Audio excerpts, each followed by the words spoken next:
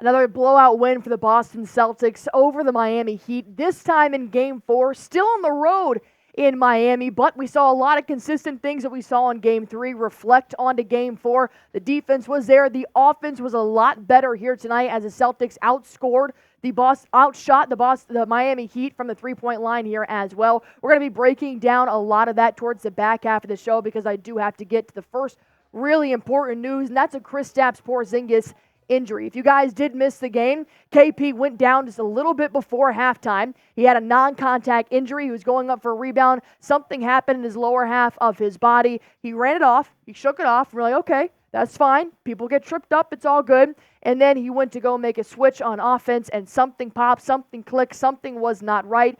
He immediately called for a sub, and he did not return to that ball game. What he did in that game before that was just 7 points, 1 for 5, 1 for 3. Porzingis was mainly trying to be more of a facilitator on offense, not so much helping out in terms of the scoring, but he only played 14 minutes before he got hurt. This was a tweet that came out from Jay King saying Celtics called Porzingis' injury a right calf tightness. He was doubtful to return. He ended up being ruled out, and he was ruled out from the game, did not come back as he should. He did not return to the bench. I'm not sure. I never saw him, so that was just my analysis. But KP was taken back to the locker room. He was visibly upset. He put his head in his jersey, and that was the last we saw of him. The good news is Adrian Wojnarowski did give us an update in the middle of the game saying Boston Celtics center Kristaps Porzingis' right calf will undergo imaging on Tuesday, but early indications are that he hasn't sustained an Achilles injury, sources tell ESPN. I understand this is not a final word, but this is better words to hear from Adrian Wojnarowski because normally I feel like when you do have an Achilles, that's something they can normally tell right off the bat. I'm no doctor. I don't know how that works. But if I had to scale that on a scale of 1 to 10 of reviews, I'd probably give that a 7 in terms of, okay, I feel okay that it maybe not be an Achilles. And knowing that it might be a calf because Porzingis has had calf issues this season. He missed a few games in the regular season because of that right calf tightness. So we are going to get more information after this game, finding out what Missoula knows, but I do not think we're going to find out anything until tomorrow as the Boston Celtics did take this win without Kristaps, but that was our worst nightmare possibly coming true. A non-contact injury. We just saw Giannis went down with a non-contact injury, and he has yet to return. So it's okay for us to think the worst, but we will have to wait for the final result from the Celtics. And then something that just made my heart rise a little, my blood pressure rise even more, was that Tatum limped off the court under his own power while the refs take a look at the play. The play in question was Patty Mills shoved Derrick White in the back. That was a personal foul. Tatum was already in the transition, the motion to make a three, take a three, whatever that offensive sequence was going to be. So, like every other NBA player, Tatum finished the shot after the whistle. It was already a dead ball. Play was done. When Tatum took that three, Bam defended it as if it was a in-play game, and he goes in his face, puts his hand up in his face, tries to swat away the three, steps into his bubble, his landing zone. Tatum comes down, flicks his ankle just a little bit, landing on Bam's foot, falls over, and is in agony holding his left ankle. My heart stopped because I'm like, what was that? Bam was then ruled as a flagrant 1 foul. Tatum continued to play, so he was okay, but that was definitely a scary sight because Tatum has been playing fantastic in this playoff series. There's no question I have to talk about how important Jayson Tatum is to the Boston Celtics, but after seeing KP go down on a non-contact and then seeing Tatum go down on a Bam Adebayo mistake, it's hard to watch. It's tough. It makes you realize what we have is so special, and it makes you really thankful for the healthiness of the players we've had all season long. Tatum had a phenomenal game. He had a double-double. 20 points, 11 boards, 5 assists. Derrick White took a lot of the load off of Jayson Tatum's plate, which we're going to talk about here more in just a few moments. But one really big injury scare was Kristaps Porzingis. To add another one like Tatum on top of that was tough. Thankfully, Tatum seems to be okay. We will update you if there's anything that comes out about Jayson Tatum. I think he's fine. I think it was just one of those ankle twists, ankle lock kind of things that do happen. He does wear ankle braces, which is good. But the real injury that we're concerned about here is Porzingis. So with that being said, type KP in the comment section below. Show love to Kristaps Porzingis. We do hope that all the results will be okay. We do hope the worst case scenario is missing just a few games. Obviously, best case scenario is he's completely fine. So with that being said, show KP some love. We're going to break down the game stats, team and players on the back half of the show. Stick around for that. But in the meantime, Prize Picks. If you guys are not playing Prize Picks, what are you doing? I'm telling you, this is the app to play. It's the #1 daily fantasy sports app in America for a reason. I highly encourage it. And when you guys go to play, it's super easy. It takes less than 60 seconds for you to pick more or less on a player's projected stats. That's it. And you can win up to 100 times your money with as little as 4 correct picks. They constantly have promotions going on as well. They've got deals constantly. They have Flex Friday. They have Taco Tuesday. And right now, if you do pick a star player, which, as you can see, Tatum isn't a star, if you win this entry, it will increase your payout by 10%, which is great. So, of course, I took the Tatum to have more than 41 points, rebounds, and assists. Derrick White to have more than 13 points. He had 38. And then Brandon Ingram, while a lot of these first rounds are going on in the NBA playoffs, they were actually giving players who were currently on the lesser half of their teams, for example, the Pelicans, could be swept by the Thunder. Any team that's about to get swept, they're giving discounted prices on their projected stats. Prize Picks is always looking out for you, man. If you want to go play it, go to prizepicks.com/CLNS. Use that promo code CLNS for a first-time deposit match up to $100. Pick more, pick less. It is truly that easy.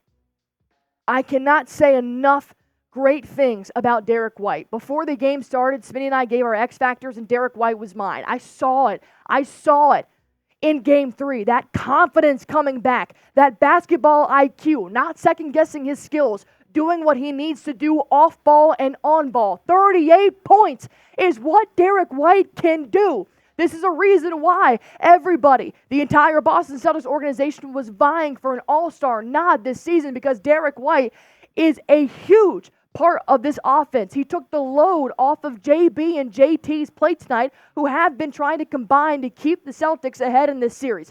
38 points. He had 16 in the first quarter. He was lights out. He was not making just wide open shots. It was hand in face, contested off-screen shots that he was nailing.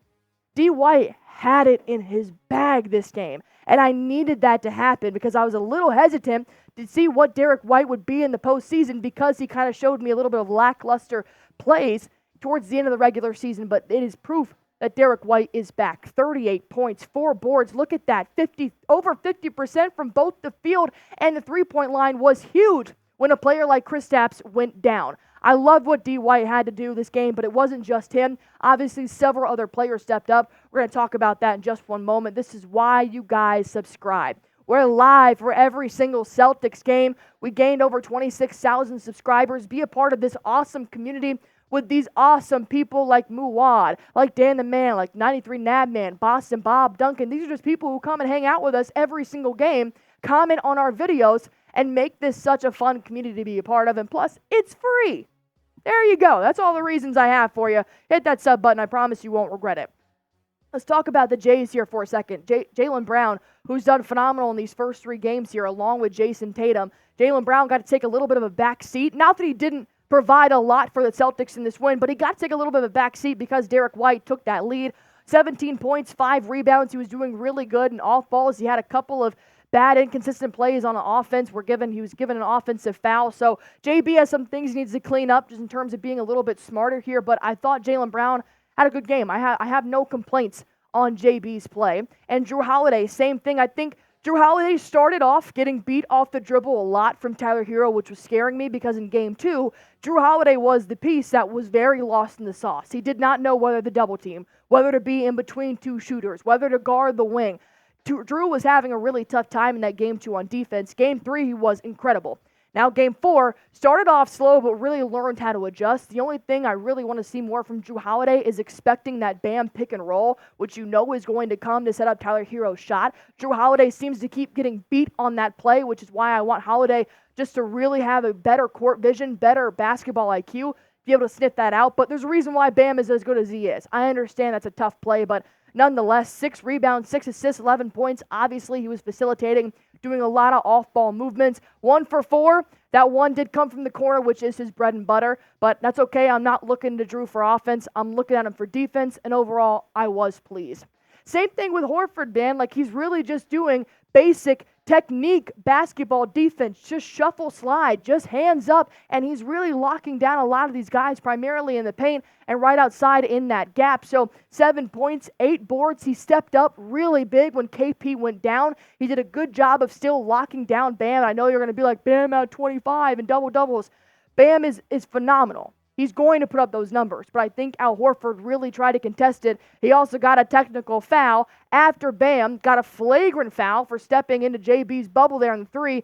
Horford came up behind Bam, gave him a little shove with the shoulder. I mean, you guys might not like it, but I like it. That's a dog. Don't touch his teammate. Al Horford is going to protect him like the Dominican father of 5 that he is, as Smitty would say. Celtic stats, they beat the Heat in every category, which is great. Their three-point shooting was a lot better this game. They shot 29% in Game 3. Now shooting 37% was a lot better. And plus, that was with Porzingis 1 for 5, 1 for 7 from the field. So I do think that having that 3 ball is a lot better here for the Boston Celtics. And Smitty has said this from day one. As long as the Celtics take more shots from downtown than the other team, they have a better chance of securing that win. That's what they did here. They held the Miami Heat to their lowest three-point percentage in this series so far, 27%. They had no answer. Hero, for life, could not get open, which is what you want to see as a Celtics fan. Hero was struggling. They even put Patty Mills in for majority of the game to try to get that quick off-ball, quick catch-and-shoot type of shooting. So 40% from the field, 51 rebounds, 17 assists, and they only hit 50 points with 2 minutes left to go in the third quarter. The Celtics defense was really contesting this very, very skilled Miami Heat offense. Spo seemed really frazzled, which is credit to Mazzulla Ball, but it's also credit to the guys who are out there really taking away and making adjustments. This team has responded incredibly from Game 2, and I'm really excited to see them finish this out in Game 5. So with that being said, I don't have that many critiques for the Boston Celtics moving forward. I don't know if Smitty has anything that he wants to add here, but overall, my question to you guys is to look a little bit ahead here. Just have a crystal ball. And if KP